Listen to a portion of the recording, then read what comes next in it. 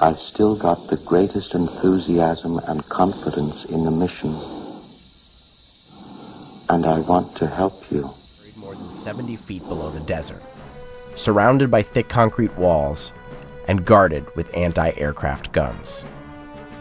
The Iranians maintained it was to produce fuel for civilian nuclear power, but the US and its allies feared its real purpose was the development of nuclear weapons.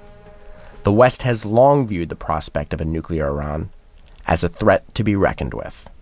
This issue has been a source of tension between the United States and the Islamic Republic of Iran. And then, one day in 2009, without a bomb being dropped or troops on the ground, the plant in Iran was dealt a blow. A silent agent carried out a seemingly impossible act of sabotage at the Natanz facility. Slipping past the armed guards, it shattered equipment crucial to Iran's controversial nuclear program. 160 centrifuges just breaking apart, metal shards flying everywhere. You literally have shrapnel coming across the room. The agent of destruction? A computer virus, codenamed Stuxnet. And it turned out to be the largest act of cyber sabotage in world history. If you were in that room, you would literally die. You would not want to be in that room when this happened. Eric Chen is a computer virus expert who's been analyzing cyber threats for the last 15 years. He's one of the few people on the planet qualified to discern what actually happened. How big a deal is Stuxnet? I don't think there's ever been anything bigger.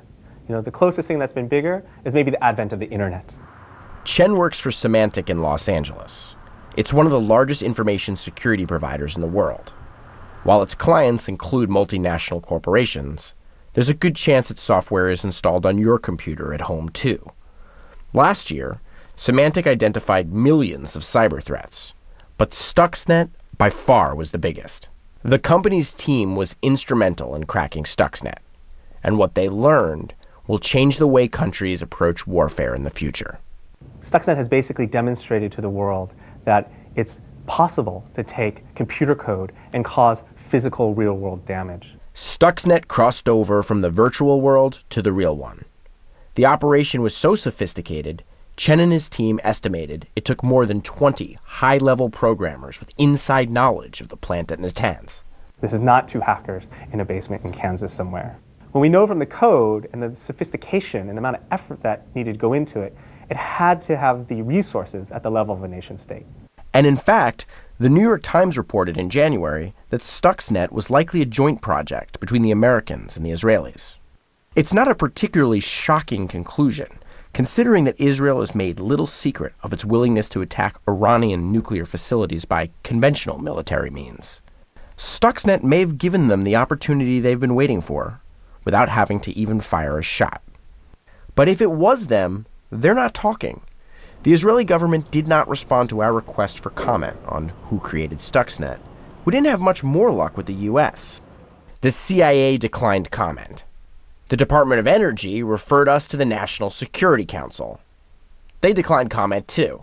The Department of Defense and the US Cyber Command sent us to the Department of Homeland Security, who referred us to the FBI. The FBI had no comment and sent us back to the Department of Homeland Security.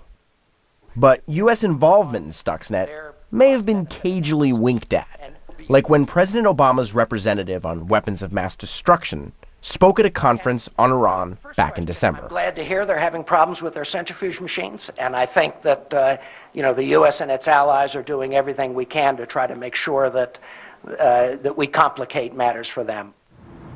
Symantec had to tackle Stuxnet because its business is to understand every computer virus in cyberspace. But even with Eric and his team of experts, the investigation spanned 8 long months and became all-consuming.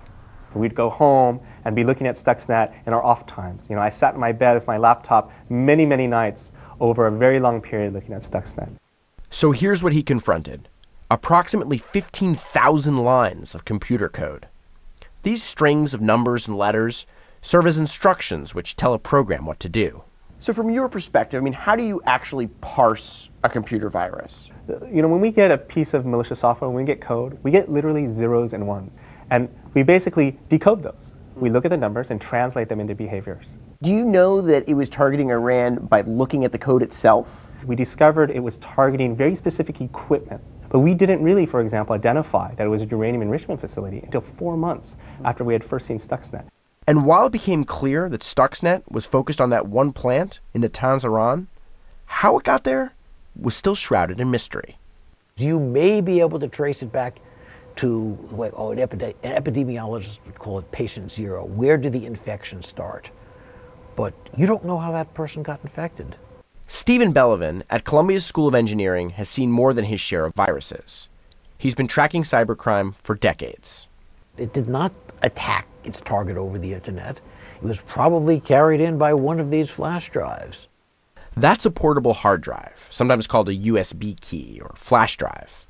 The dominant theory is that Stuxnet started on drives like these. Spies on the ground planted them in key areas, maybe even spots like a parking lot, places where people who worked at Natanz or people who worked with people who worked at Natanz might find them. Someone picks it up and says, oh, cool, I have a new flash drive, let me use it. When you do that with a Stuxnet one, it infects your computer. So let's take a closer look at how the virus actually works. For our purposes, let's picture Stuxnet as a kind of super saboteur. He starts on a USB drive. It's big for a virus, but still a file so tiny that it's smaller than even one of your family photos or MP3s. And as soon as he's plugged into any computer, he actually makes a copy of himself. He jumps off the key onto that computer. So you literally plug in a USB key for a couple of seconds, unplug it, and now that computer is infected. He gets into any Windows operating system, just like the one that's probably running on your computer now. And he enters undetected. You wouldn't even know that Stuxnet had jumped into your machine because he sneaks in using something called a digital signature. Imagine an ID card with your picture on it and your name. And using this ID card, the code can say, I came from Microsoft, and I haven't been tampered with, and you can trust I'm from Microsoft. But what Stuxnet did was it stole some of those identity certificates from 2 different companies and basically signed its own software with those certificates. So when that software came onto the computer, Windows said, oh, this looks legitimate. You come from a trusted vendor, and allowed Stuxnet to run. Now, once Stuxnet is loaded into a computer, it starts looking for ways to spread, ways out. Let's call them doors. It can spread in one of several different ways. It can look for other flash drives. It can spread to your file server. It can spread to a print spooler if you're sharing a printer with other people. So Stuxnet can get around pretty well that way, but don't worry. He's not interested in breaking home computers. It's a carrier. Think Typhoid Mary. She carried the typhoid germ. She wasn't sick from it. That's what your home computer would be like. It wouldn't slow it down. It might try to infect other computers, but it's not going to do any damage to your computer. Remember, the only computer Stuxnet's really interested in breaking is that one in Natanz. He's basically looking for something very particular. It's basically a mini computer that's running factory automation. Stuxnet checks door after door, looking for that one specific computer that's so vital for the plant's operation. And this is the exact same model that would have been running in the facility that Stuxnet targeted. But this thing is smaller than a toaster. Yeah, I was actually surprised when I got it. I had never seen it. Believe it or not, you can just buy one online, which Chen and his team did when they were trying to get to the bottom of Stuxnet. It may not look like much, but this little module actually controls those centrifuges that are spinning up nuclear fuel. And when Stuxnet finally finds it, it begins unleashing destruction. Now, the centrifuges are already spinning near the speed of sound, but Stuxnet starts turning them even faster. Well, you're spinning the centrifuge twice as fast as it's supposed to go.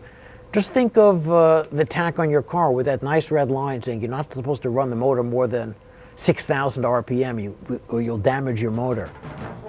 And that's how Stuxnet destroys the centrifuges, essentially wrecking those very delicate, very expensive pieces of equipment. Isn't it one of the major jobs of a enrichment facility to be monitoring for centrifuges spinning out of control? Yeah, absolutely. I mean, there's multiple safeguards. But Stuxnet gets around those. Stuxnet's pretty smart. It gave a fake readout to say, it's running at the normal speed, boss. It's not doing anything it's not supposed to. You've programmed it to do something, it's doing it, and you can look at your screen and see it's doing it correctly. And unknown to you, the motor is spinning twice as fast and damaging your centrifuge. So Stuxnet tricks the computer into thinking that everything is just fine. But people work at those plants too. People with eyes and ears. The noise alone would be very abnormal, be extremely loud. And there'd be someone in the control room who would literally hear something going wrong. And they have a big red button, literally, to shut down the system. And Stuxnet would hijack that. So they would hit that big red button, Stuxnet would go, sorry, I'm running, and totally ignore the fact that the shutdown sequence has been initiated. Workers would have to just sit helplessly by as the enrichment process fell apart before their eyes. The story of Stuxnet turned out to be the first salvo in a new kind of war. It's a war that doesn't require standing armies or multi-million-dollar fighter jets. Cyber war? I need a room full of computers, 20 to 30 people. How are you going to tell this from any other office building with a server room and 30 programmers? There is a veil of anonymity in cyberspace. It is very hard to detect and track, and then, of course, to disrupt your adversaries. To better understand the impact of Stuxnet on the future of warfare, we visited the Naval Postgraduate School to talk with Professor John Arquilla. He's a former advisor to Defense Secretary Donald Rumsfeld, and he's the man who coined the term cyber war. Ballistic missiles come with return addresses. That's pretty easy. This is very, very different. Arquilla is worried that the next time a Stuxnet hits, it'll attack our infrastructure. Maybe it doesn't have to be a centrifuge. It could be the automatic controls on an oil pipeline. It could be something that regulates a dam or a nuclear reactor. And the fact that a policy choice was made somewhere to do this, to engage in this kind of attack against another, says that it's open season now. A big downside of a cyber weapon is that once you attack someone with it, their programmers now have the code. Now the Iranians possess that weapon and can perhaps re-engineer it. It's a legitimate fear. A survey by McAfee, a large cybersecurity company, supported the idea that militaries in several countries have done reconnaissance and planning for cyber attacks, mapping the underlying network infrastructure and locating vulnerabilities for future attack. They talked to executives from the energy, oil, gas, and water sectors about cyber risks in their companies. 85% of them detected some network infiltration in their systems. It's an arms race, and it seems to be a never-ending arms race, and it probably will be a never-ending arms race. With tens of thousands of new cyber threats appearing every day, it's likely that the long nights Eric Chen spent on Stuxnet will not be his last. Every time we put new types of protection in place, attackers attempt to try to get around that. And when they do that, we then try to defeat them. It's back and forth, and it's cat and mouse for sure. Okay. My mind is going.